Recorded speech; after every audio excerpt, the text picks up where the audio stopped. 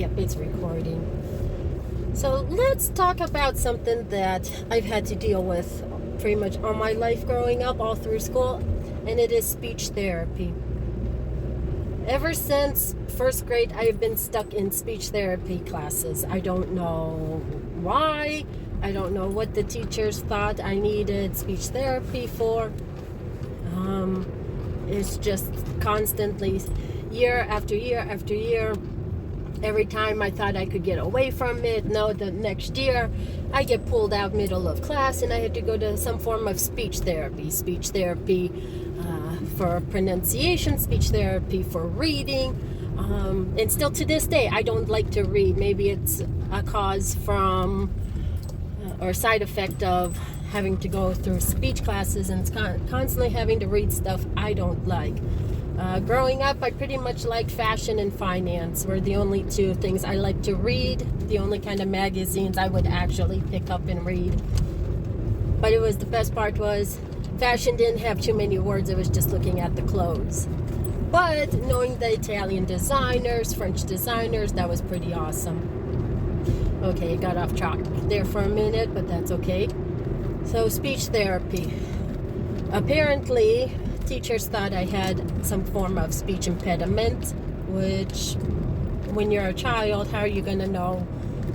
You think you speak normally, you speak normally at home with the people that you're around, but then your teachers think that you have a speech impediment or of some sort.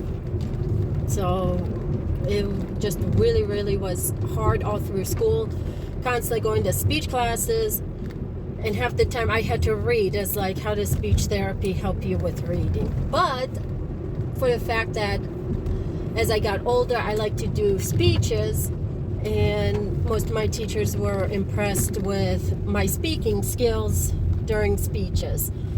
So it was kind of like an up and down.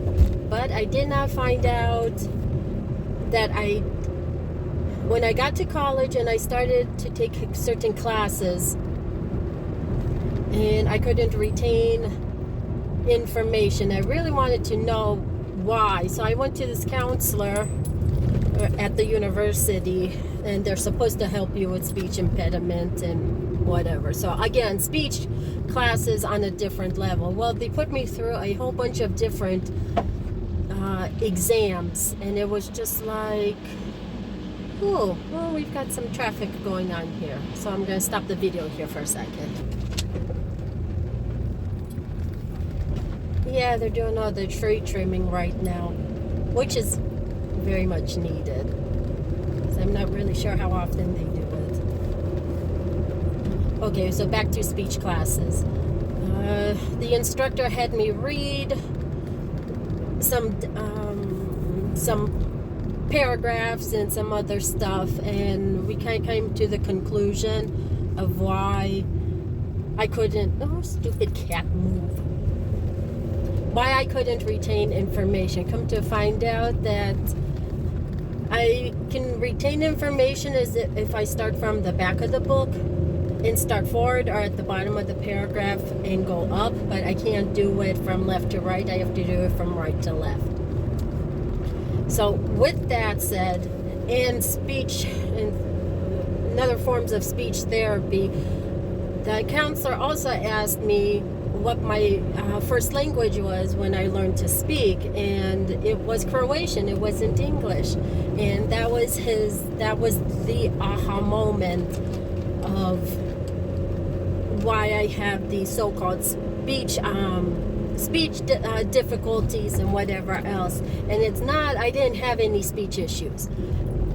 I had such a strong accent that my teachers sometimes couldn't understand me. I was all through school made fun. I was made fun of because of my voice, and you cannot control your voice. You really cannot control, because that comes from your ancestry and your genetics. So to any teacher out there, any teacher, any parent, any guardian, if your child is having so-called speech issues at school, but speak normally at home. I suggest that you go and look at the ethnicity group and who your students are hanging around with. If the parents or guardians are have accents, well, they're picking up on that accent as well. If your student was born in a different country and learned a different language first, then yes, that is just a normal part and that will not go away. So there is no speech impediment. I still have hard time pronouncing certain words, but in every language I have hard time pronouncing certain words, and so with enunciation it doesn't help. Therefore, if your student or your child, so-called, if you get a note from your teacher, student's teacher, or I'm gonna have to edit that out. Ugh, I'm going way too fast here. If the child has a note from the teacher saying that they want to put them into speech classes, you need to ask the teacher exactly why they think they need speech therapy. It's just clearly as that. Maybe it's just because they have an accent, their ethnicity, just a different kind of form of speech. Now, children that truly have motor skills development, delayed development, things like that, have a lisp and things like that, okay, that I can understand that they may need some additional assistance with speech. But just because your child has an accent, that is the absolute wrong thing to put your child all through school years into speech therapy. It's just wrong. Because not only is the child being made fun of, but then they don't feel any smarter. And a lot of them do not like to read. They are just naturally really smart, but they don't like to read. And they will find another form of book learning or however through school. And you'll just need to find what works for them. And I would like to know why at the university level these tests are done for students, but why are they not at the elementary level? That really needs to be closely looked at, that these exams need to be given to students at the elementary level, not by the time they get to college. Because maybe if they would, and it's not form of dyslexia, it's just a different way of reading. I just can't retain information left to right. I can do it from right to left. But anyway, these exams really, really need to be pushed forward at the elementary level to see, does the child truly have a speech development issue, or is it just an accent and some of you adults are just too stupid to do anything about it and get the educational system? And this is all across the world. Children have so-called speech issues. It is not that they have speech issues, they just have a different way. And with multiple languages, when you are multilingual, the languages do get mixed up. So do not blame the child for being multilingual,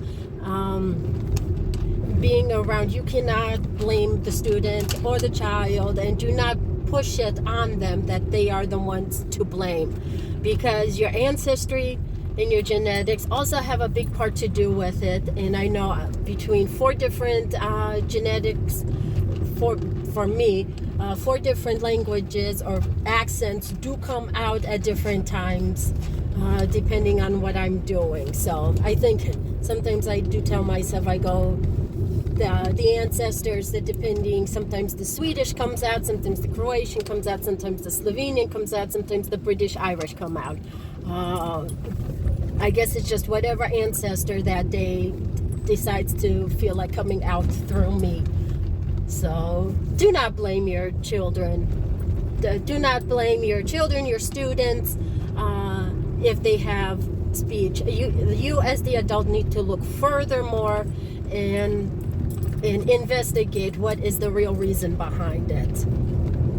So that is my little dispute for the day. So I hope that maybe this can help some other child that has so-called speech development issues, when in reality they may have an accent, and the accent just comes out genetically, it just comes out naturally. I shouldn't say genetically, naturally comes out, and you may not even know it.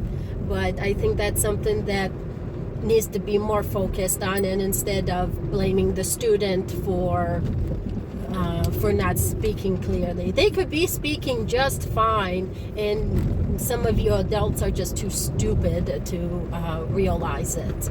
So that is that. Hope you guys have a great day. Bye.